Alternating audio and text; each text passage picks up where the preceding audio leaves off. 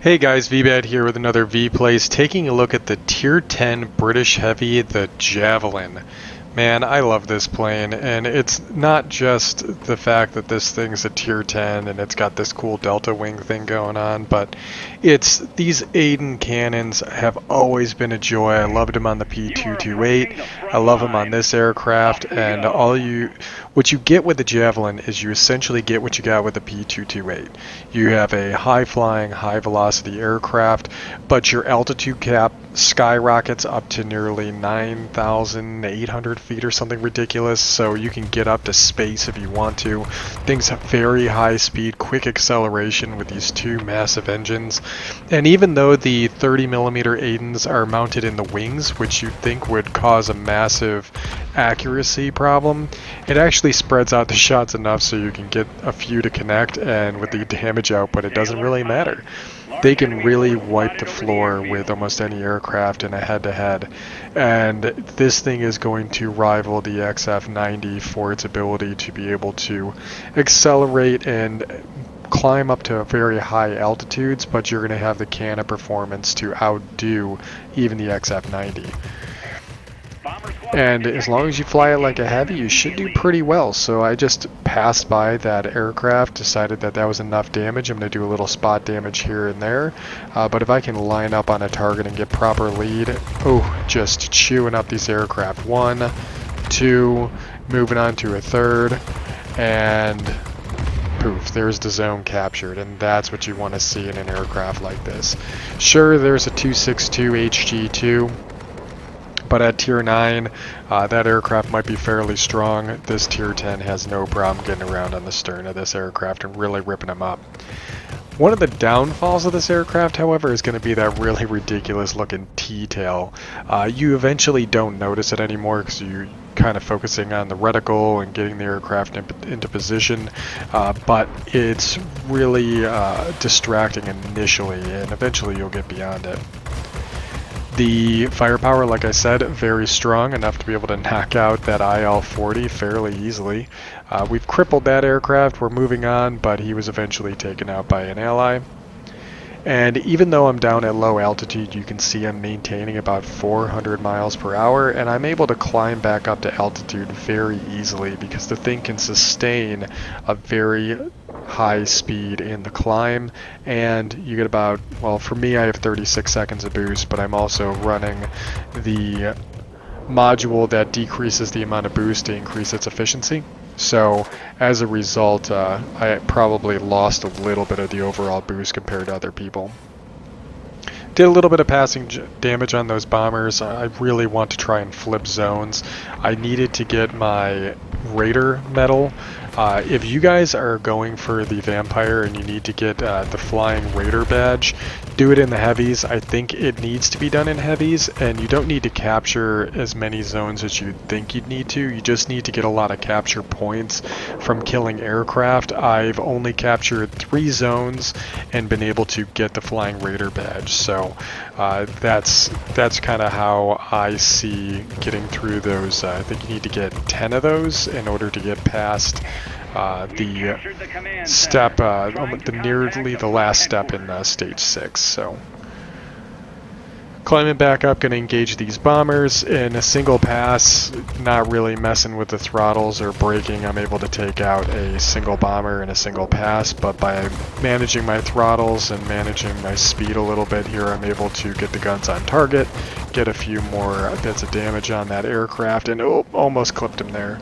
I know that there was a multi-roll coming up behind me, so I just decided to do what this aircraft does best. Hit the boost, nose up, and get the heck out of there, maintaining 420 miles an hour in nearly a vertical climb, and able to get this aircraft up to about 12,000 feet, and coming back down on this BVP. Now this BVP is definitely doing all right here. He really doesn't care about the fact that I climbed up to high altitude.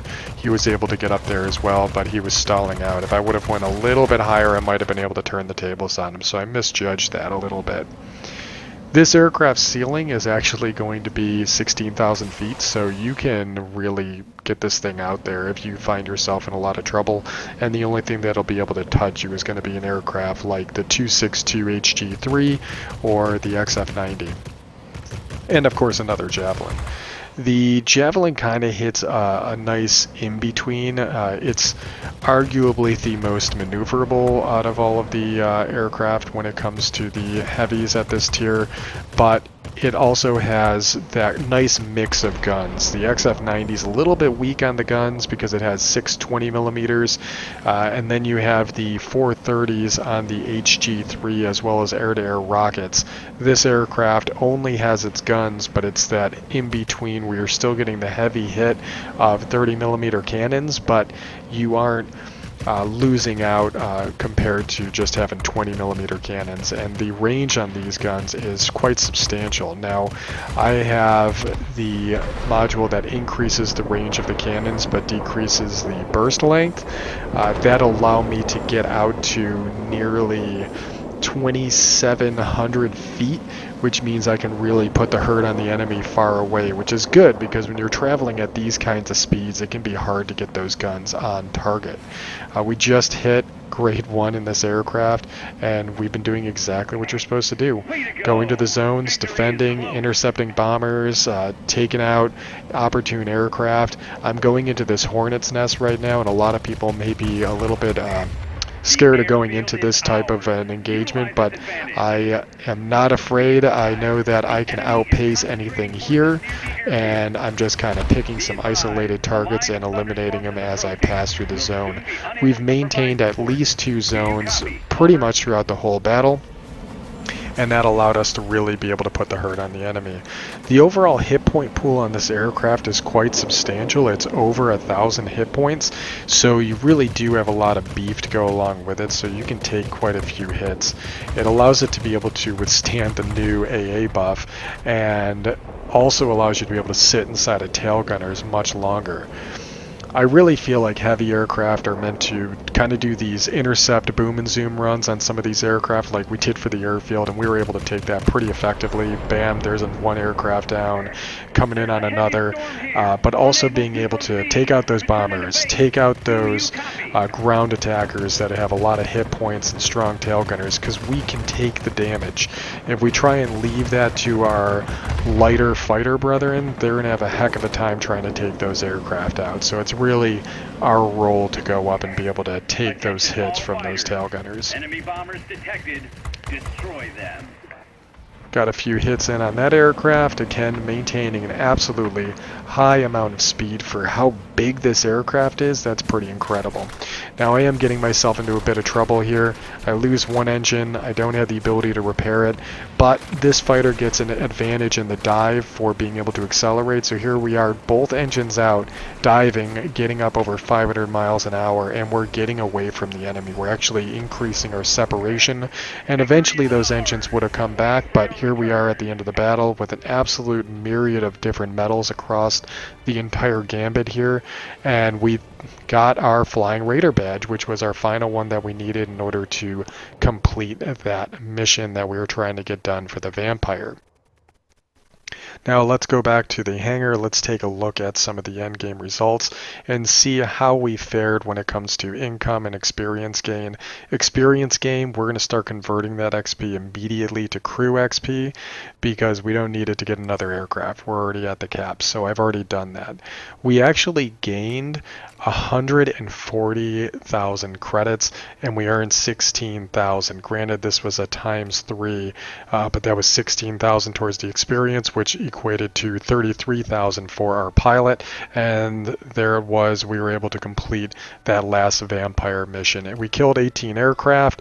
We got quite a few capture points. I think it was 440, and we managed to get 1,600 personal points. And I'm going to shoot a shout out here for King Wicked. King Wicked did a great job here for 18,000 points. He actually hit me back up after I sent him this message, essentially telling me he had a good battle, just the bots weren't in his favor because it was only the 2 of us playing against one another.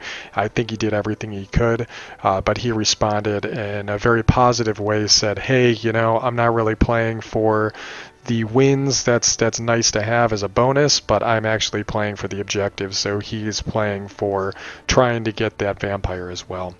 But with that said, guys, I hope you enjoyed the video. I hope you enjoyed seeing what the Javelin has to offer. So as you continue down the grind, I hope you guys are excited for what's about to come and get used to the playstyle of this boom and zoom and flying heavy fighters to try and pull intercept. It really is a joy and can be a very rewarding experience. So